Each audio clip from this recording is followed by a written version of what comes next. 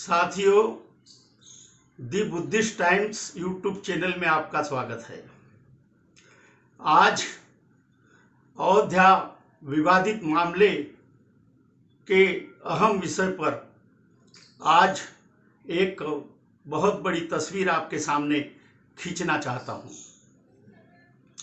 सर्वविदित है कि देश की सर्वोच्च न्यायालय सुप्रीम कोर्ट ने अयोध्या विवादित ढांचे के मामले में आस्था के आधार पर फैसला दिया है। उन्होंने कहा कि अयोध्या में राम का जन्म हुआ था, वहां राम मंदिर था, वो राम जन्मभूमि है, इसलिए हिंदुओं की आस्था है, तो वो हिंदू वहां राम मंदिर बनाएंगे। और सुप्रीम कोर्ट ने ये एक असंवैधानिक निर्णय हिंदुओं के पक्ष में दिया। उस सुप्रीम कोर्ट के आदेश के अनुसार जब पूरी दुनिया, पूरे देश में कोरोना वायरस जैसी महामारी का प्रकोप था, नरेंद्र मोदी की सरकार ने तमाम देश के लोगों को लॉकडाउन कर घरों में कैद कर दिया, आना जाने के सारे साधन बंद कर दिए और उसके बाद गुमनाम रूप से, चुपचाप रूप से उन्होंने राम मंदिर निर्माण का कार्य प्रारंभ किया। सुप्रीम कोर्ट ने एक ट्रस्ट बनाने का आदेश दिया था और वो ट्रस्ट राम मंदिर बनाने का काम कर रहा है। वही ट्रस्ट राम मंदिर की नींव रखने के लिए देश के प्रधानमंत्री नरेंद्र मोदी को आमंत्रित कर रहे हैं और संभवतः 3 या 5 अगस्त को वो राम मंदिर का नींव रखेंगे। आज दैनिक भास्कर में एक फर्स्ट पेज पे लेख छपा है और उसमें लिखा है, अयोध्या राम मंदिर निर्माण के दौरान, समतलीकरण के दौरान वहां प्राचीन मूर्तियां अवशेष मिले हैं, इसलिए वहां पर एक ऐतिहासिक म्यूजियम बनाया जाएगा। तो सवाल यह उठता है कि समतलीकरण के दौरान किसके अवशेष और किसकी मूर्तियां मिली है। बौद्ध संगठन और बौद्ध धर्मावलंबी के अनुसार राम मंदिर निर्माण के समतलीकरण के समय वहां पर सम्राट कालीन अवशेष और भगवान बुद्ध की मूर्तियां वहां निकली है और उन्होंने दावा किया है कि यह अयोध्या नहीं, यह राम की जन्मभूमि नहीं है, यह साकेत नगर है, यह बौद्ध स्थल है। यहां बाबरी नाम का बुद्ध विहार था जिसे नष्ट किया गया है और यहां समतलीकरण के दौरान जो भगवान बुद्ध की मूर्तियां और सम्राट अशोक कालीन जो अवशेष अशोक चक्र निकले हैं, तो यह बुद्ध की भूमि है। इसलिए ये जो राम मंदिर का काम जो हो रहा है निर्माण का, उस पर रोक लगाई जाए और जो भगवान बुद्ध की मूर्तियां और सम्राट कालीन अशोक के जमाने के जो अवशेष मिले हैं उसका आर्कोलॉजी विभाग संरक्षण करे और उसका संरक्षण करे और आर्कोलॉजी विभाग के द्वारा उसका निरीक्षण किया जाए। इस संबंध में देश के तमाम बौद्ध संगठनों ने, बौद्ध भिक्षुओं ने सरकार का ध्यानाकर्षण किया है और सुप्रीम कोर्ट में भी देश के सर्वोच्च न्यायालय में अपनी याचिका दायर किया है।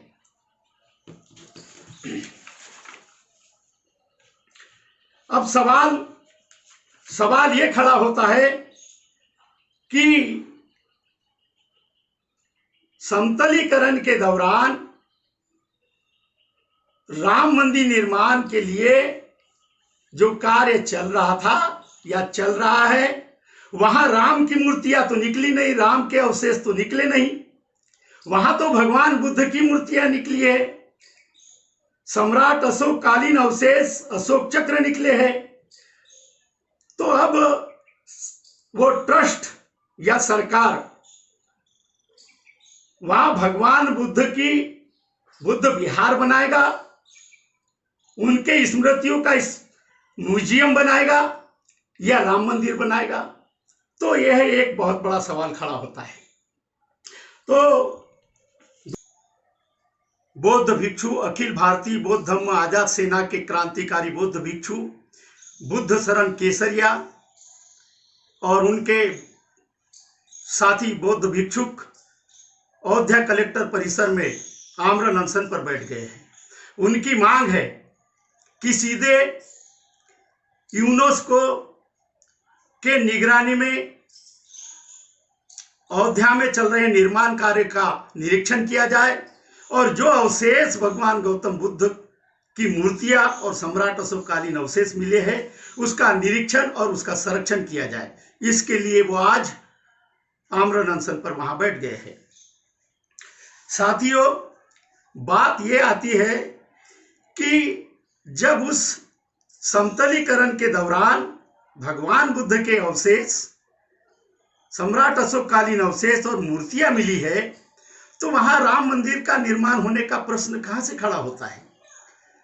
जब भगवान बुद्ध की मूर्तियां मिली है तो वहां बुद्ध विहार बनाया जाए, बौद्ध म्यूजियम बनाया जाए, लेकिन ऐसा न करके बौद्धों के विरासत पर डाका डालने का काम किया जा रहा है। अब सवाल स्पष्ट, अयोध्या राम की जन्मभूमि है या नहीं है, इस पर भी खुलासा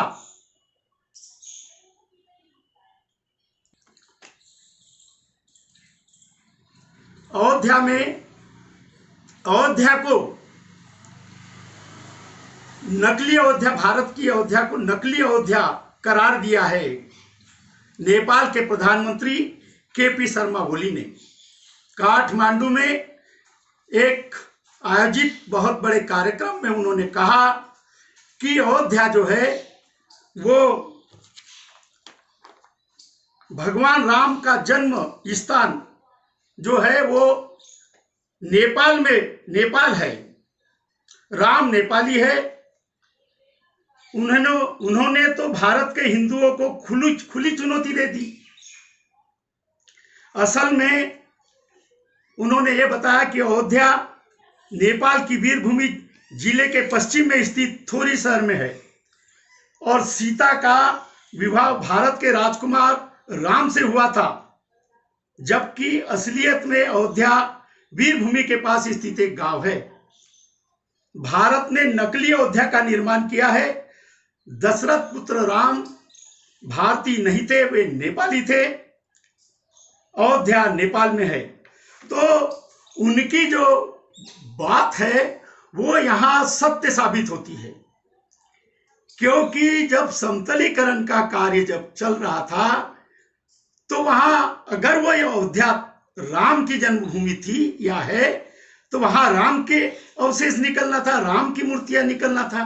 तो वहां तो सम्राट अशोककालीन अवशेष निकले हैं, अशोक चक्र निकले हैं, लॉट निकली है और भगवान बुद्ध की कई मूर्तियां निकली है।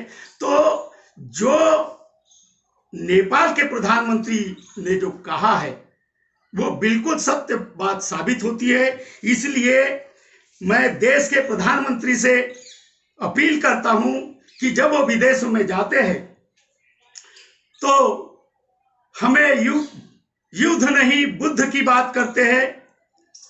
तो जब भारत में साकेत में जब बुद्ध के अवशेष निकले हैं तो वहां एक बार देश के जो बौद्ध संगठन है, बौद्ध भिक्षु है, उनके साथ उस स्थल का निरीक्षण करे और यदि वहां भगवान गौतम बुद्ध के अवशेष मूर्तियां निकली है, तो वहां राम मंदिर का काम तत्काल रोके और वहां विशाल ऐतिहासिक बौद्ध विहार बनाया जाए, एक विशाल म्यूजियम बनाया जाए और बौद्धों की विरासत को सुरक्षित की जाए। यह आज का विषय लेकर आपके सामने मैं पेश हुआ हूँ।